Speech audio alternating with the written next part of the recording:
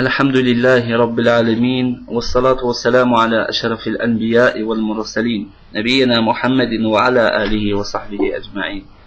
Toute la louange appartient à Allah, le Seigneur de l'univers. Que la paix et la bénédiction d'Allah soient sur son noble messager Mohammed, ainsi que sur sa sainte famille et ses pieux compagnons. Ceci dit, voici donc une réfutation des propos d'Abbé Page à l'encontre de sa vidéo qui s'intitule Mohammed sallallahu alayhi wa sallam et Jérusalem. Dans cette vidéo, Abbé Page tente de faire croire à l'auditoire que Mohammed ne s'est point déplacé à Jérusalem et qu'il n'a pas accompli de prière à Jérusalem et que Jérusalem n'est pas un endroit sacré en islam parce qu'il n'existait pas la mosquée Al-Aqsa, Masjidul Aqsa.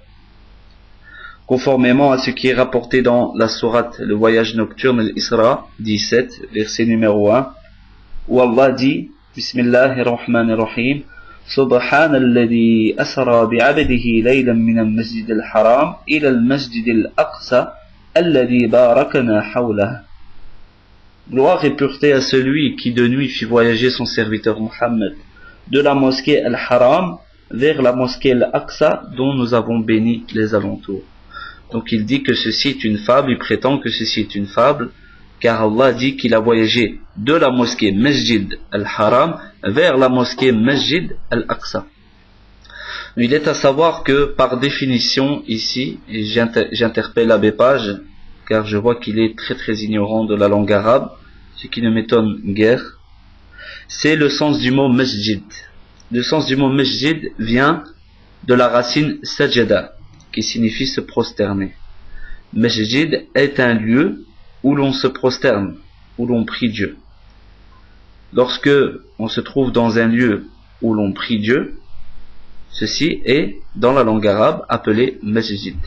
Donc le prophète sallallahu alayhi wa sallam a voyagé de la Mecque à Jérusalem, et à Jérusalem il a accompli une prière, comme ceci est rapporté authentiquement dans de nombreux hadiths, avec les autres prophètes.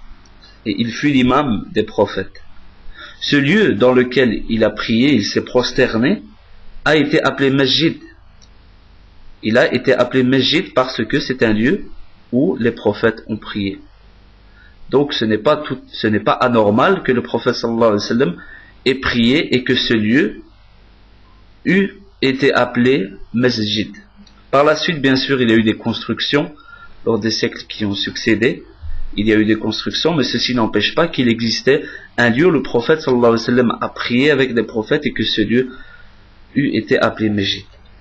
Voyons voir par exemple dans la sourate La Caverne, le verset numéro 21, il est dit, donc je cite ce verset, فَقَالُوا بَنُوا عَلَيْهِمْ بُنْيَانًا رَبُّهُمْ أَعْلَمُ بِهِمْ قال الذين غلبوا على أمرهم لنتخذن عليهم مسجدا. Donc ce verset relate les gens de la caverne et dit ceci.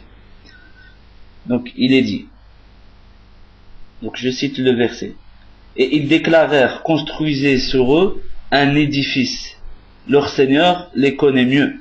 Mais ceux qui l'emportèrent dans la discussion dirent, élevons sur eux un masjid, une mosquée, un sanctuaire où l'on prie.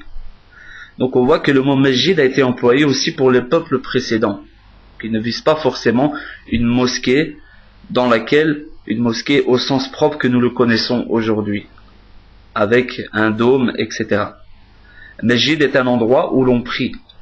Le prophète sallallahu alayhi wa sallam a prié avec les prophètes et cet endroit est appelé Masjid, premièrement. Donc au niveau de la langue arabe. Deuxièmement, il est à savoir que l'abbé Page ne fait apparemment pas la différence entre Masjid Al-Quds et Masjid Al-Aqsa. Masjid Al-Quds, donc littéralement appelé la mosquée de Omar ibn al-Khattab, est différente de Masjid Al-Aqsa, l'endroit où le prophète sallallahu alayhi wa sallam a prié, et donc il a été construit par la suite dans les siècles qui ont succédé, vraiment un édifice tel qu'on le connaît aujourd'hui. Donc Masjid Al-Aqsa et Masjid Al-Quds sont deux mosquées différentes. Ils sont deux mosquées différentes. Notamment lorsque Abbé Page prétend que lorsque Omar ibn Khattab a conquis Jérusalem, il a construit Masjid al-Quds. Donc ce qui prouve que Mohammed sallallahu alayhi wa sallam n'aurait pas pu aller à la mosquée d'Al-Aqsa vu que c'est Omar ibn Khattab qui a construit cette mosquée. On voit qu'Abépage ne fait pas la différence entre la mosquée de Omar ibn Khattab, Masjid al-Quds, et la mosquée, l'endroit où le prophète sallallahu alayhi wa sallam, comme nous avons vu dans la terminologie du mot Masjid, où le prophète a prié, qui est Masjid al-Aqsa. Donc il y a une différence entre les deux. Malheureusement, beaucoup de gens ignorent cette différence, et notamment les médias et les chrétiens qui, lorsque nous disons Masjid al-Aqsa, nous voyons directement la mosquée du dôme du rocher, Masjid al-Quds, qui n'est pas Masjid al-Aqsa. Donc il y a une différence à faire entre les deux. Donc on a vu que le fait que Omar ibn Khattab ait construit Masjid al-Quds après la mort du prophète sallallahu alayhi wa sallam, et que dans les siècles qui ont suivi la mort du prophète sallallahu alayhi wa sallam, on a construit Masjid al-Aqsa tel qu'on la connaît aujourd'hui, ne prouve en rien que le prophète sallallahu alayhi wa sallam n'a pas prié dans la mosquée al-Aqsa, parce que nous avons vu la terminologie du sens du mot Masjid. Nous avons vu.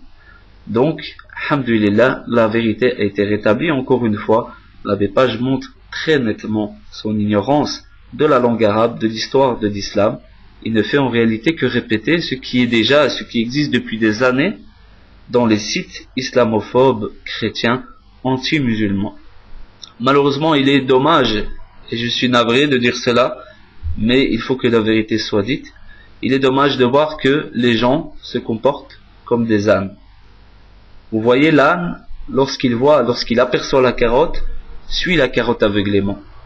Il est navré de voir que certaines personnes, qui sont pourtant réputées pour leur intelligence et leurs scrupules religieux, ne font que suivre et dire aveuglément, tel le perroquet, ce qui est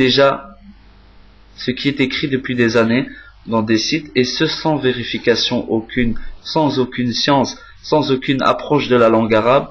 Je parle notamment de l'abbé Page qui, lors d'une de ses interventions dans l'une de ses vidéos, critique soi-disant les erreurs grammaticales du Coran, alors qu'il n'est pas capable de faire une phrase de la langue arabe.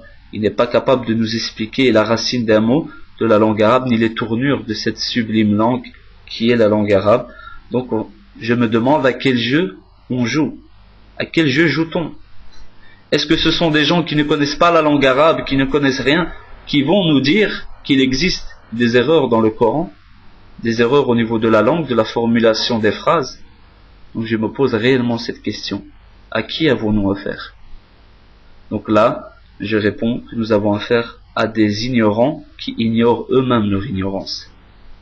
Car l'ignorant est quelqu'un qui se doit d'apprendre. Mais le véritable ignorant est celui qui ignore sa propre ignorance. Ce qui signifie qu'en plus d'ignorer la chose, il a la conviction qu'il connaît cette chose. Donc il n'ira jamais rechercher la véritable science. De ce fait, il ignore lui-même qu'il est ignorant. Et ceci est pire encore. Nous voyons aujourd'hui qu'à l'heure actuelle, beaucoup de gens ignorent eux-mêmes leur ignorance. Ils prennent la parole sur l'islam, ils pensent connaître les choses, ils pensent se baser sur des arguments qui sont tangibles et qui sont non contredisables, mais lorsque une personne est capable de les réfuter, nous n'entendons plus ces personnes. Car en réalité, ils ne sont pas rentrés en profondeur dans le sujet, mais simplement en surface. Donc, j'espère avoir été assez clair concernant la réfutation de cette vidéo. Les autres réfutations suivront, Inch'Allah. Assalamu alaikum wa rahmatullahi wa barakatuh wa hayakum Allahu jami'an.